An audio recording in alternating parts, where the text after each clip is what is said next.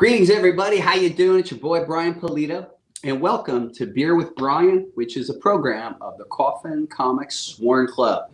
This is simply an informal conversation. I ruminate on pop culture topics of the day, and it's interactive, so you're welcome to ask me any questions related to my enjoyment or your enjoyment of pop culture or Coffin Comics. So I would like to start off by saying that myself and other people in the Coffin crew saw a horror film that we thought was great. And that horror film is called Talk to Me. Really excellent demonic possession film. And I think I'm going on the record as saying it's probably like the best horror film I've seen in like the last 3 years maybe. It was very effective, super intense. I don't want to tell you too much about it if you haven't seen it. But if you haven't seen it, I'd recommend it. It was put out by the studio A24, same studio that put out the movie Hereditary and put out the movie The Witch, both of which I thought were excellent also.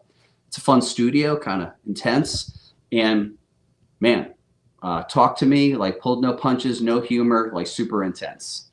Eric Hart agrees. Eric, incredible. Yeah, that was a good one, man. Really shocking. And then also on Sunday, I rewatched my favorite movie of all time, Night of the Living Dead. And maybe some of you guys and gals know, but with the production of Night of the Living Dead and it going into theaters, it instantaneously fell out of copyright. They just never put a copyright on the movie. So instantaneously, probably starting in 1969, copies were made of the movie legally since they never claimed a copyright. However, none of these copies were really good looking. A couple years ago, 5 years ago, the Criterion Collection went back to the original negative of Night of the Living Dead, struck a gorgeous print, which is available as a DVD set, and I recommend it. But right now, HBO Max is showing some movies from the Criterion Collection, and Night of the Living Dead is one of them. So it is a beautiful, crispy print of Night of the Living Dead. It's like seeing it for the first time every time. It's just so delectable, like a fine wine or something. I actually don't like wine whatsoever. I don't know why I use that reference. Maybe like a fine whiskey. So Night remains just an amazing movie. There's always something new to find out about that movie. And even this weekend in Evans City, Pennsylvania, they are celebrating the 55th anniversary of Night of the Living Dead with a giant celebration with all the surviving cast members, etc. I'm going to live vicariously through people on the Facebook group and see how that whole thing goes. But great movie. Since it's a season, I'm actually going to go back to HBO Max, and I hope that they have the Criterion Collection version of another movie I adore called Carnival Souls. Love that movie. Love the Criterion Collection. Here's a funny thing. I own these things. I guess I'm just too lazy to like press the button on my Blu-ray player, and it's just kind of fun to catch it on HBO. So happy to discuss any questions you might have about Coffin, and Jimmy Coffin, who's here, will kind of put the questions up. Yeah, Jason wants to know, do you have any plans for Halloween? It is so funny you ask. Let me think here. I have a Halloween costume. I'm going to rock out that Elvis. I know we're probably going to do a local town event with a friend of mine and his little kids. But I don't think I have any like Saturday Night Rock It Out plans, if you could believe it. I guess I'm getting kind of lame. Jimmy Coffin, do you have any special plans? Besides like fam stuff? Yeah. I guess nothing planned yet. You never know. We'll see what's up. Yeah, we'll definitely see what's up. KP wants to know, what's the release dates for the new figures? So that's a good question. I don't know the answer to that question. I would go right back to Executive Replica's website and see what they're projecting. KP Author wants to know, how about doing a Lady Death or Hell Witch cover of the Pantera Cowboys from Hell album? That'd be fun. Yeah, I haven't done a ton of rock ones, but that'd be kind of a fun one. What other rock albums do you think would be cool? Even Cowboys from Hell would be cool from La Morta. That's true. As well. That'd be a cool one. Bear is saying that he just watched Train to Busan a couple nights ago. It was a good movie. I love it, man. Yeah, I've seen that one quite a few times. The comic writer John Layman told me about it. I saw it. Layman always does good recommendations. And I love that movie. I mean, I think that movie was like World War Z done right. Those intensely fast, hive-like zombies. I thought they did it really, really well in that movie.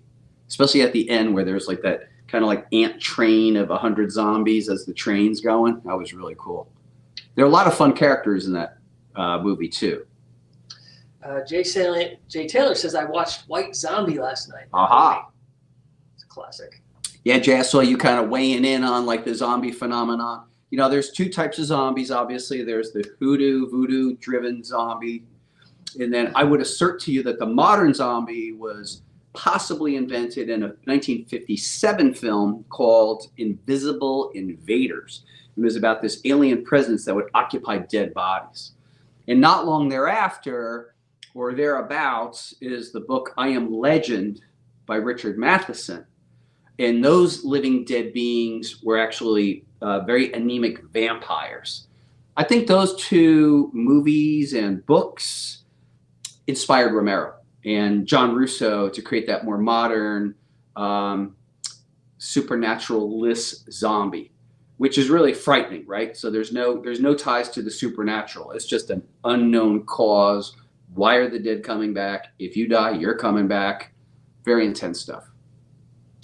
Eric wants to know, have you ever thought about eventually rebooting the Lady Death story again, starting with a brand new chapter 1? And if so, what would you do differently? I have not currently considered doing a reboot of the continuity because I'm actually having a lot of fun with the current continuity. However, I would love to explore some what if / Elseworld stories where the character Lady Death is reimagined in different milieus. And Mike and I have been batting around 2 very specific stories, and I think we will publish them in 2026. Yeah, so I think our theme for 2026 are going to be kind of reimagined stories where we take a lot of our characters and put them in different settings and different circumstances. There's 2 particular ones I really would love to tell for Lady Death. Mike Madigan saying Carnival Souls is great. He agrees with you on that. Thank you, Mike Madigan. You're a man of great taste. Frost WSA says, more Coffin Comics shirts, please. Well, right now we have a Kickstarter going for Hell Witch, and I think the shirt for that is amazing. We've named the shirt Repentless, and that's a good one. But if you're saying like Coffin logo shirts, I got the coolest shirt coming out next year. I don't know when we're going to do it, but I could describe it for you. So here's King's skull. His mouth is open, screaming. Electricity comes out of his mouth, and it forms the words Coffin Comics. And it's by Mike Chrome and color by Ivan Nunez. It's just rad.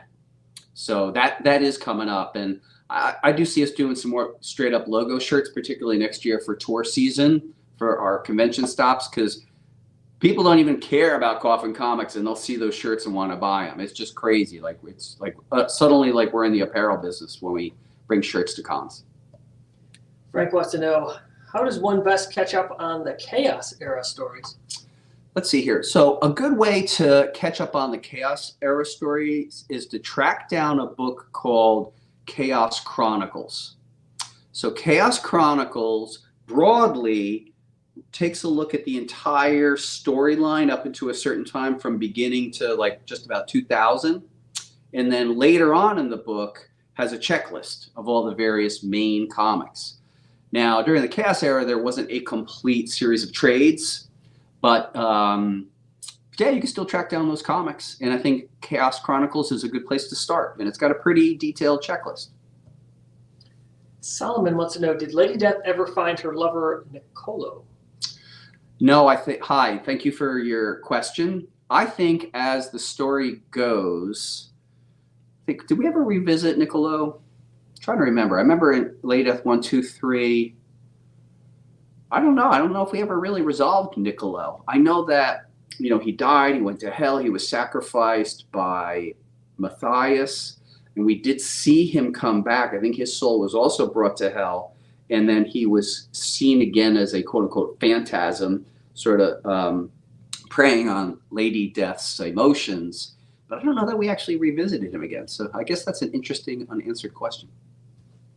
Carlos is saying, I'd like to see an homage to Megadeth Peace Cells album cover. That'd be cool. That'd be pretty wild. Yeah, how do you do that one? Because it's like it's Vic Rattlehead. Is it like Lady Death is Vic with the thing and stuff? I mean, at least with Eddie the Head for the Iron Maiden stuff, we just did Killers in September, and it's pretty easy to kind of recast Lady Death as Eddie the Head. Philip wants to know, or Philip's saying he's liking the lineup for SWOR Fest so far. Dude, it's a stacked bench, man. I mean, we're flexing, and I think we have more announcements to go, and definitely more surprises for sure. It's a take no prisoners SWOR Fest. It is the beginning of the celebration of the latest 30th anniversary, so just get ready. Come on out. If you haven't, make your plans. It's quite a flex. We're bringing people in, 15 people so far. Noel is saying, I love the animation trailer for Lady Death versus Zombie Tramp. Yeah. Any interest on making an animated feature with those two in the future? Yeah, I would love to do more stuff for sure. I think then you're starting to get into a category beyond what we do. We're publishers. So if an animation house was interested and some financier was interested, why not? Why wouldn't we want to do something like that? Bear wants to know, will you guys ever be selling Lady Death or Hell Witch themed comic boxes? We probably won't get into the comic box business. There was a rumor that BCW, the maker of comic book supplies, was going to do something like that. I don't know whatever came out of that, but for the very short time that we were shipping those things, it was just simply not cost effective and not the right business for Coffin Comics. So it'd be great if someone else who does that regularly is up for it, but it's probably not inside our core competency.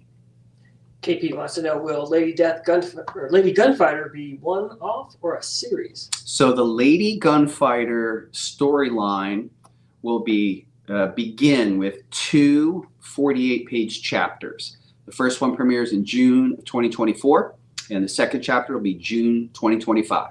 It's co-written by myself and Mike McLean.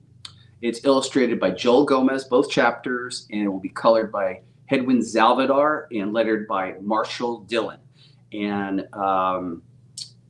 Joel is just towards the end of the first chapter, and we are just about done with the second chapter. The first part of the second chapter is done and is going to be going into Joel's hands next week. Jay wants to know, what is a Hell Witch? A Hell Witch is this particular character who was born in a hell hive. We say that the Hellborn are born of hell. They're the natural beings that are born in hell, and that demons and archdukes of hell, they're all colonizers. So Hell Witch was actually born in a hive, not unlike where, let's say, ants or bees are born. And she was in a caste system, meaning she was born to basically, pick up garbage. Yeah, but she wouldn't put up with it. And she actually rose through the ranks in the system and went up against the queen because she just wasn't having it. She was like one of those 1 in 100,000 beings who would challenge the queen. And she did successfully. Okay, looks like this is probably going to be the last question here. This one's from Russell. He's excited for Mike Morg launch in October. I am stoked. So yeah, Mike Morg will be September 2024 for part 1. In September 2025 for part 2. And the script is done on both, and we are deep into chapter 2. And the art is excellent. What is your question, sir? So how much of an influence was Evil Ernie in the creation process? What I extracted out of my experience of writing and creating the Evil One were 3 characteristics that I liked to write. So the first one is ultra-violence. A lot of ultra-violence in Evil Ernie. It's a lot of fun. Number 2, humor. A lot of humor in Evil Ernie. And then number 3, heart. A lot of, good emotion, makes you want to care. But as far as the 2 characters are concerned, they're the opposite. In the case of Evil Ernie, obviously, he was an undead teenage psychotic who controlled the undead. Mike is utterly different. He is a dude with a problem. He is being chased by a mad scientist, and he is cursed with these hands called kill fists, which demand human souls all the time. And if he cannot get souls, he himself will die, and his hands won't let him. So he is cursed. His friend Ratso, you will read and you will learn, is actually his friend whose brain that got dumped into the body of a rat. So they're very, very different, but the commonality is ultra-violence, comedy, and heart and emotion. He also has one more question here. Yeah. Are the smileys from the Lady Death arc a nod to Ernie? Oh, the smilers. Okay, I don't know. That's up for you to decide. I don't know. Yeah, the smilers. Very interesting, bizarre genetic things. I don't know. Up to you to decide. Well, folks, I want to thank you so much for checking in on the October version of Beer with Brian, a program of the Coffin Comics Sworn Club. If you haven't, please consider backing Hell Witch Bitchcraft, which is live on Kickstarter right now. And stay tuned for more madness from Coffin Comics. Talk soon, everybody. SWOR Fest, SWOR Fest, SWOR Fest. SWOR Fest, the global gathering for Coffin Comics feed and the Sworn, featuring exclusive parties, artists, signings, commission, panels, beer, food, coffee, alcohol, tours of HQV2, trading posts, CGC, friendship, community, camaraderie, shenanigans, insanity, and more. Plan ahead. Be there. Tickets and details on sale now at coffincomicsshop.com. Presented by Coffin Comics. SWOR Fest, February 23rd through